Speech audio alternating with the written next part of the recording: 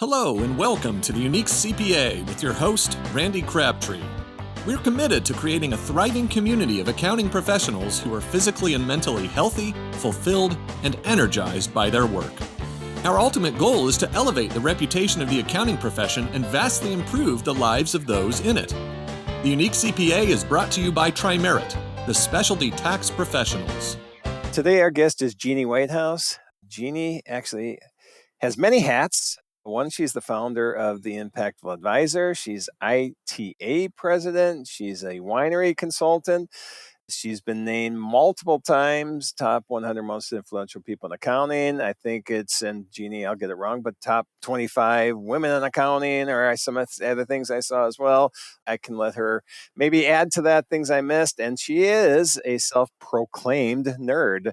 So, Geni, welcome to the Unique CPA. Thank you so much, Randy, for being here. And many people back in my high school days proclaimed me the nerd. It wasn't just self-proclaimed. I lived it, believe me.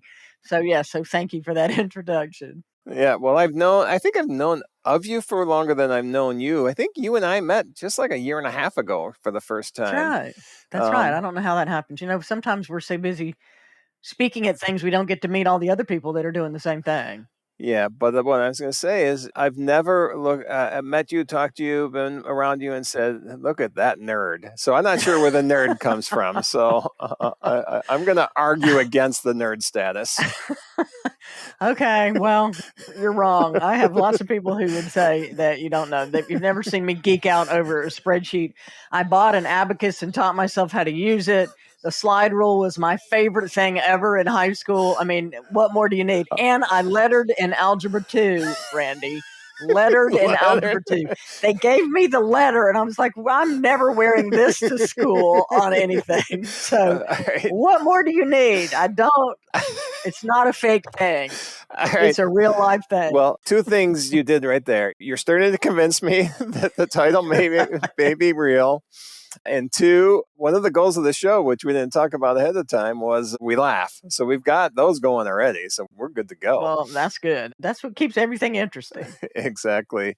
So I listed those things you do, and you seem super busy when I read that out, because on top of that, you're at conferences all the time. You're speaking at conferences all the time. Yeah. Author, I know at least a book out there. Give us a little bit deeper background on, let's just define those three things I mentioned. I mean, because those are three kind of unique things: Impactful Advisor, ITA president, and winery consultant. So give us a little background on all three of those and what you're doing there. So I'm kind of going to back up a little bit and explain that they're all very connected to what I'm passionate about. All right. They sound kind of diverse, and I do bits of different things, but it all comes together. So it started when I was a CPA myself. I started with Deloitte in tax, and I had 15 years in different tax roles, ending up in a small firm in Atlanta.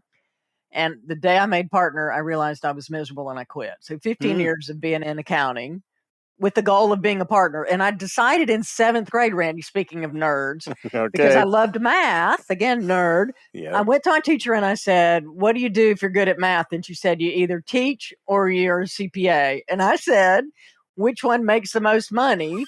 And she said, accounting, CPA. And I went, okay, that's what I'm going to do. And then, literally everything I did was to become a partner in a CPA firm from that point forward. Because my dad sold tax books to accounting firms. He worked for CCH. And so he thought they were the bee's knees. So I thought, that's the thing. Dad thinks it's cool. I'm good at this nerdy thing. I'm going to be rich. Here we go. So, everything. So I get into Big 8.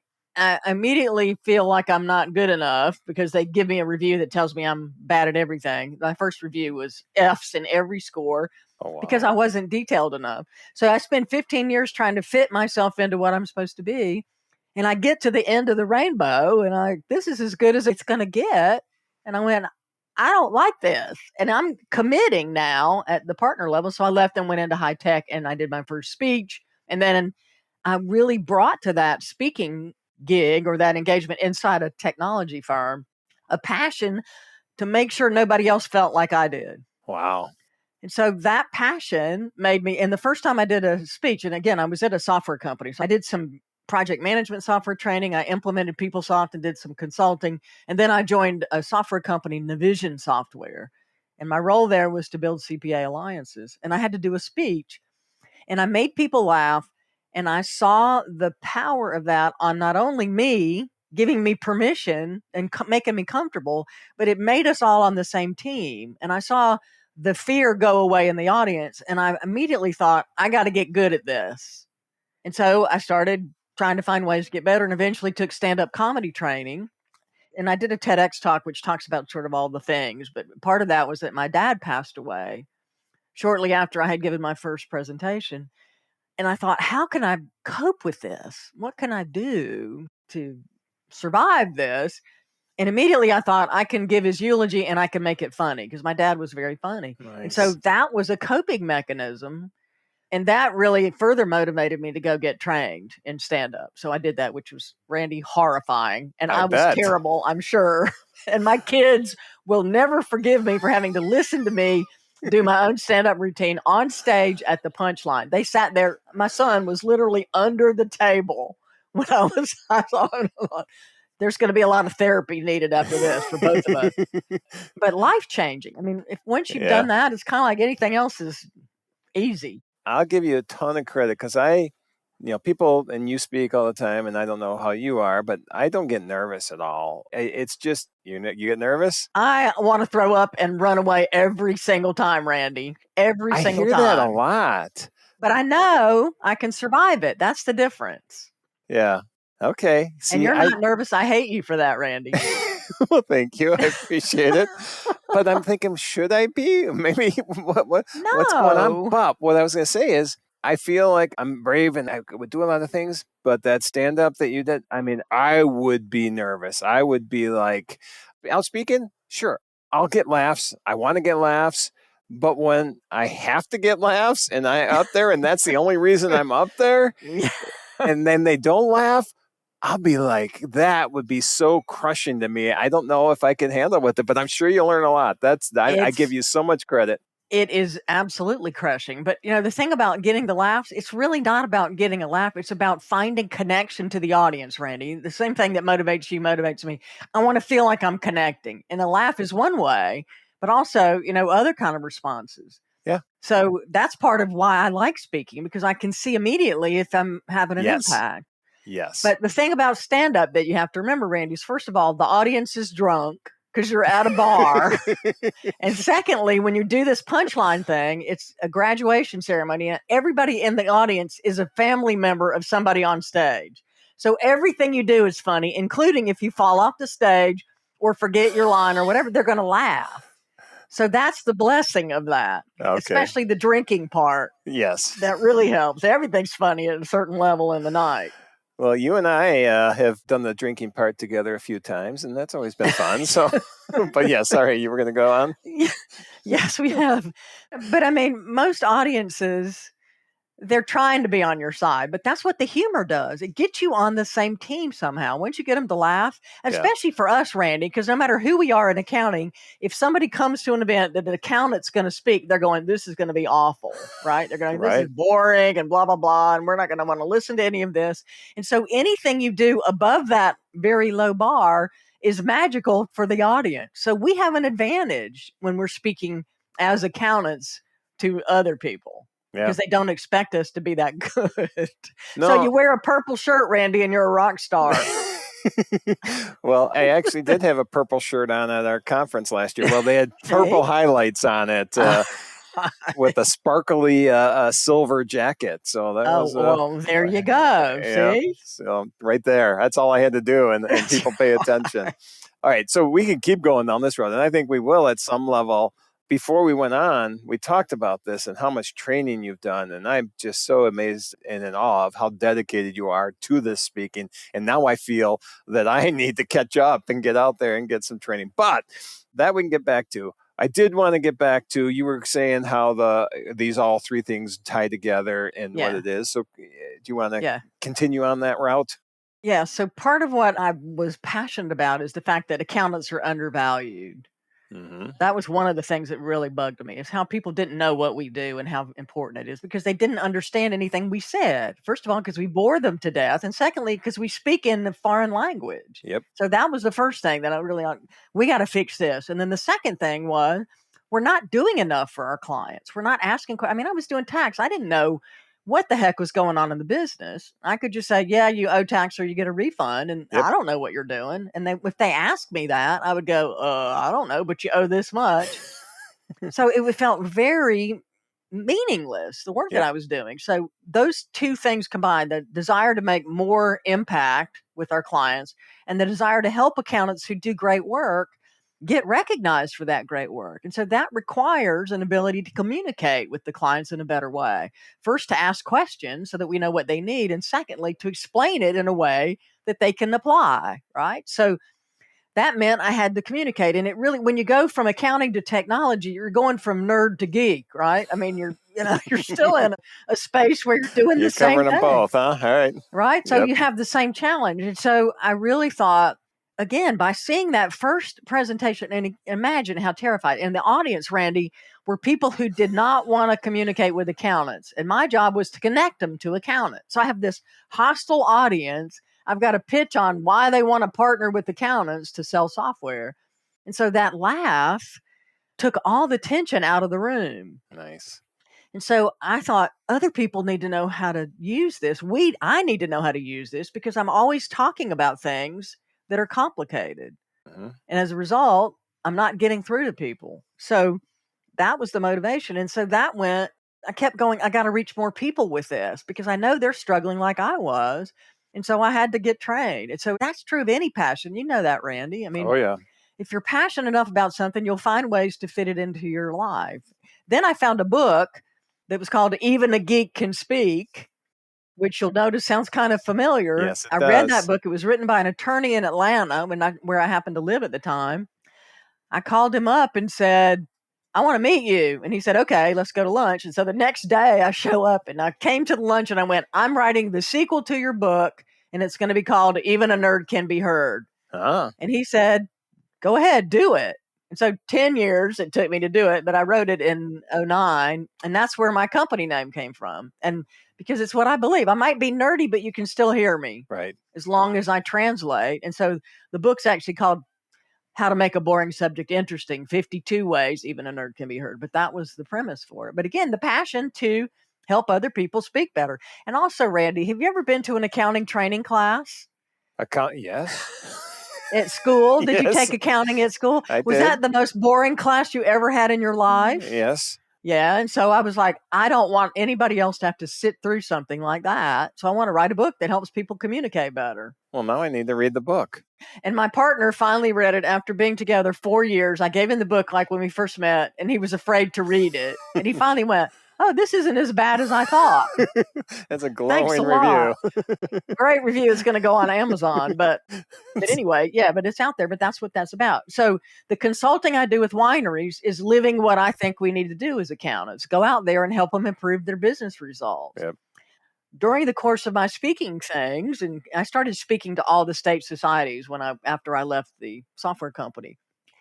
I discovered some advisory training. So I got trained in that and I went, this is what I've been looking for all my life. If I'd known about it, I might have stayed in the firm. Right. So then I started speaking at those training classes and then got connected to that course. So now I have the rights to that training to help other accountants do advisory.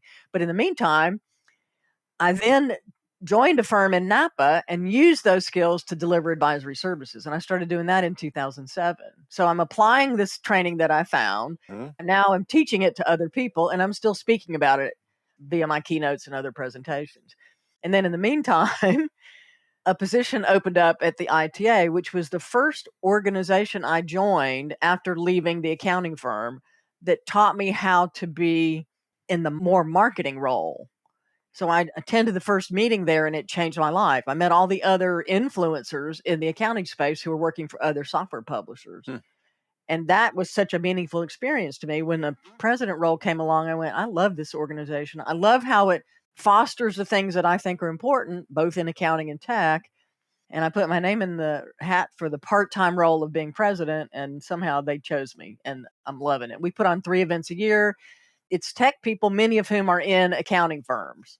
So it crosses over a lot of different areas. So confusing, it sounds like a lot, but it really all blends together. So first thing I want to ask, is it truly a part-time position?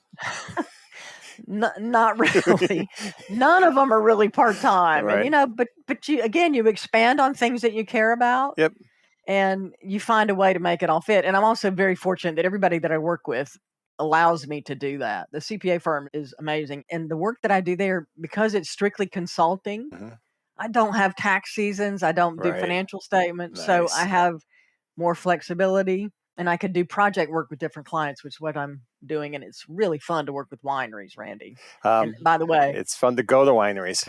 yeah, and I'm in Napa Valley now, even though I'm from South Carolina. That's why I sound funny and I don't sound like a Napa person. And we've talked about this. My wife and I spend quite a bit of time. It'll be 40 days in the Sonoma County area, which is adjacent to Napa County, for 40 days. So you and I are going to get together, and Kathy, and your partner, whoever else wants to, and go Yeah. visit a winery or two. So I'm looking forward to that. And I'm going to hook you up with all the cool wineries. So the CPA firm that I'm in, has been a part-time role since 2007. So almost 18 years I've been working with this firm in Wow. only advisory. And I also do marketing, I do outreach, I do training classes to teach vintners about accounting and financial statement information for wineries. And they have really supported me in doing this and given me a platform to really do the work, not just talk about it. And it's been amazing. Wineries are amazing people to work with. It's a great industry and a beautiful place to live. I can vouch for that. We don't live there, but the beauty we get to see every year when we go out there. All right, so is these three things working together? We said three but there's a way more because you're out speaking all the time. You're speaking, and in fact, I think I saw a LinkedIn thing this morning or yesterday where you're speaking at a winery event. That's right. Coming Next up week. next Yep. week. All right. So when I saw, and this was before we met in person, when I saw that you were taking this role with ITA and I had seen what you were doing and knew what you were doing, all these other places, I'm like, what is she doing? Does she have time for this? How is she going to do all of this stuff? You're not spreading yourself too thin, are you? I want to make sure you're good.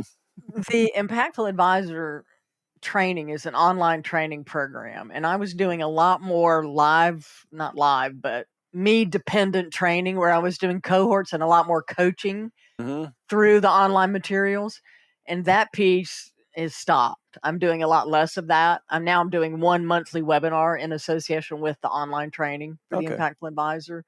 And that other part was really intensive on the selling and marketing side. I had to go, sell a gig, do the gig, and it was a lot of personal time that was committed on that. Yep. And so that I sort of scaled back on. Okay. So you figure out where the best use is and where you get the most impact for the time commitment. And so I was really working hard on that. And it really got me through COVID. I launched it during COVID. Okay. When much of the speaking evaporated. Right. So that was a huge part of my revenue. And so having that to do, and also something that I had wanted to take over for a long time, and it all came together. The timing was perfect. All right. So, yeah, All right. so it works I'm out. just making sure you're living your best life. So I every day can't believe that I get to do what I do and the people that I work with and knowing that what I do matters. That was the biggest change. And you know what that's like. Oh, believe me, I'm like you. Every day is awesome. Everything Yeah. I do, I love. I get to talk to people like you. This is what I Yeah. do. I get to speak at events. I get to feel, and what you just said. I mentioned, your top 100 accounting today for multiple times. I was fortunate enough to be on that the last 2 years, and just the knowledge or the confirmation, I guess, that what you're doing matters. It feels good. I mean, it's whatever. Is it the right top 100? Whatever. But the fact that you get confirmation that you're making a difference is just pretty cool.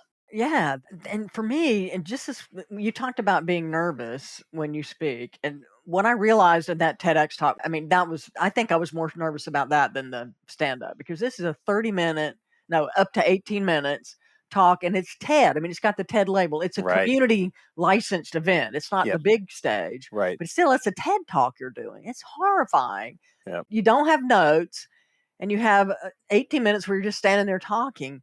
So before that, and also there's this self-doubt about, I don't have anything. I'm not TED worthy. I haven't done anything earth shattering or anything. So here I'm going to go up here and I'm just an idiot, a nerdy idiot. And I'm going to go on this stage and it's going to be awful. And what if I bomb and all this stuff. And so I'm backstage. I actually went outside of the theater and we're in this huge opera house in Napa. And it's got all these fancy seats and you see that and then you really freak out. So I go outside and pace up and down and I'm going, what am I going to do? How am I going to do this? And I finally went, I may not have anything important to say, but there is going to be one person in the audience that needs to hear what I have to say. And I've got to just focus on that. It may not be brilliant or earth shattering, but somebody's going to need to hear it. And that's what I'm doing this for. And so I went out there, I did it. I came off the stage. We had our first break. And the second the break started, the woman came up to me and said, you said exactly what I needed to hear. Those were the first, and I still get chills every time. Yep. And I was like, oh my God. And I just started to sob. And I went, Yeah. oh my God. She was like, I'm sorry. And I said, no, that's exactly why I did this. You're my one. And so every single time since then, I've had somebody say almost in those exact words, that's what it's about. Yep. And if I could do one person every time I speak, somebody can get it, then that's why I'm here. I believe that's why I'm put here. And that's why I suffered, which I know you agree. The suffering is what teaches us or fires the passion within. Yeah. Oh, yeah. What you said is like, I think you and I might be the same person because I agree. So I do one of the presentation. Everybody who listens to the show knows this, but one of them's on mental health awareness. Yeah. And it's a personal story. I had a stroke 11 years ago, and after the stroke, struggling mentally. Yeah. So I do this, and I get that same response. Somebody almost inevitably comes up afterwards, and I needed to hear this. You made me realize that I don't have to, because I dealt with depression and that after this, I don't have to accept this. I can try to make a change. I'm going to go back to my hometown and I'm going to seek out a therapist and I'm going to start meeting like that kind of thing. Just like you said, cry and goosebumps. It's just crazy. There's no better thing. And when you're doing taxes, I'm sorry, you don't get that kind of a response. No. You hand it to somebody and they say thanks and they stick it in a drawer. I mean, you can watch them. I would go out to clients and say, here's your taxes. Isn't this fabulous? Look what we did. And they're like, yeah, thanks. And they would open the drawer, stick it in there and go, okay, so how are you or something? And then I'd leave. Yeah. And there's value in it. Yep. But I think we could extend the value much better by just having more frequent conversations with the client and asking them, how are you doing? And, what's happening with your life? And are you happy? And, all of that stuff. Build a relationship and ask questions and listen and all that kind of stuff. That's right. That's right. That's pretty cool. I got to say one more thing, but I'm based on what we're talking about, because this one and I don't think I've ever said this on the show. Maybe I have, but this one every time I even think about it, I'll start crying probably. I was at a conference last year. It was last July, and I went in to listen to a speaker. I don't do that often because you're at conferences all the time, Yeah. But this is a friend of mine. And he ended up, we were in round tables and he asked a couple questions. He spoke a couple questions. Then he said, okay, I want you to talk about this amongst yourself at your table. And he said something like, I want you to imagine you're at your retirement party and what would have to happen at that for you to feel like you had a successful career or something like that was the question. And so we're at our table, there's 8 of us, and it gets to me. And I said, well, honestly, a few different things. And then bottom line is, if somebody at that party came up to me and said, Randy, you made this profession fun for me, I would just break down crying right there. Yeah. And the woman across the table looks at me and says, Randy, you've done that for me. Oh, God. And literally, I want to cry right now. I mean, that was like one of the most amazing things anybody's ever said to me. And that's why I continue to try to make a difference in this profession. I'm assuming that's you too. And that makes you want to reach more people, right? Yes. Hence why the ITA thing at this stage of my life also. I mean, I've been doing this a long time. I'm looking at long-term, what's my path to retirement, and being at an event where we put on 3 events, and hopefully I can bring in other speakers that help communicate that, because we got the same challenge in technology seats. And especially technology folks who are inside accounting firms, they're struggling with the same thing. Yep. So if I can get the reach broader, that makes me feel more, happier that I can have a bigger impact on people potentially, even though it doesn't have to be me on the stage. So we kind of shift as we go through different stages of our lives. But yeah, I think that's what we're all here for. Yep. And I think many accountants came to this profession specifically to make an impact, and they're frustrated because they don't know how. Those two words together, impactful advisor. That's right. Uh, And when I kept, somebody interviewed me when I was opening up this business, and they kept saying, and the word I used every time was impact. I want to make a more of an impact. I want to help other people have a bigger impact. And yeah, it's a big thing about the motivation and also, I think, the opportunity. Yep. All right, Geni, this is this conversation. I could keep going forever. Actually, there's a ton I want to impact on that whole journey to partner and leaving immediately. I think we might have to have episode number 2 where we dig into that, because I think there's so much that people can learn from your journey and the ways things you felt went right and the way things you would have changed and all that. So right now, we're going to agree we're going to do another episode. Okay. All right. You got it. All And right. I'm going to interview you in the 3rd episode. All right. That sounds like a plan. Okay. That works. But so this conversation was great. I love to see the path that you've gone. I love the passion you have for the profession. I think what you show is that if you can follow your passion and still be part of this profession and make an impact in the profession and make it fun, and those are things that I think need to get out there more and people need to hear more. And you are doing a great job on that. Anything you want to wrap up on the conversation we had? Well, I think you're doing the same thing, Randy. I think we definitely are kindred spirits. And I'm just excited that there are a lot more people that are talking about things like this than there used to be. Yep. It used to be you couldn't get a slot as a speaker unless it was about GAP or a FASB standard or Section 179. They didn't want to hear about anything but technical topics. And now we have really grown such that people want to talk about other things, about how to be successful, how to communicate, how to live the life of their dreams. And I think that's a huge shift, a positive shift for the profession. Yep. And I agree. I was going to stop there, but what you just said, I just got notified. I was selected to speak at a conference and they selected my session, creating a happier, healthier firm. And I'm like, okay, Yay. that's good. Yay. I like it. All right, Geni, but before we wrap up, a couple final questions. First is, and I didn't tell you this ahead of time, so I'm surprising you with it, but I think it shows through that your passion is what's going on in this profession. But when we're not dealing with ITA and accounting and advisory and wineries, what is your outside of work passion? What do you enjoy doing that's not work related? I have 3 grandchildren now, and I could spend every moment just staring at the youngest one, who's 7 months, and the other one, the oldest one, who's 11, and the 5-year-old, all 3 different stages, and they're all just a blast to hang out with. So I would spend all my time running around playing with them. Nice. That's a good passion to have. And then finally, if people want to find out more about what you're doing, what's a good place for them to look or contact? So GeniWhitehouse.com is kind of my central page that brings all the various components together, or you can visit evenanerd.com and learn about some of the stuff. I don't do a lot of updates on that one, but it talks about my speaking kind of focus. All right. Awesome. And we'll put that in the show notes and everything. And Geni, I am so thrilled that a year and a half ago, we ran into each other, and I am honored to be able to call you a friend. So thank you for being on the show. Me too, Randy. It's been a pleasure, and I'm looking forward to meeting your wife and hanging out in wine country. Thank you for joining us today on the Unique CPA. You can find the show notes for today's episode and learn more about TriMerit at theuniquecpa.com. Remember to subscribe and leave a 5-star rating on your favorite podcasting app. And join us next time for more expertise and insights on the Unique CPA. ProfessionalProductions.net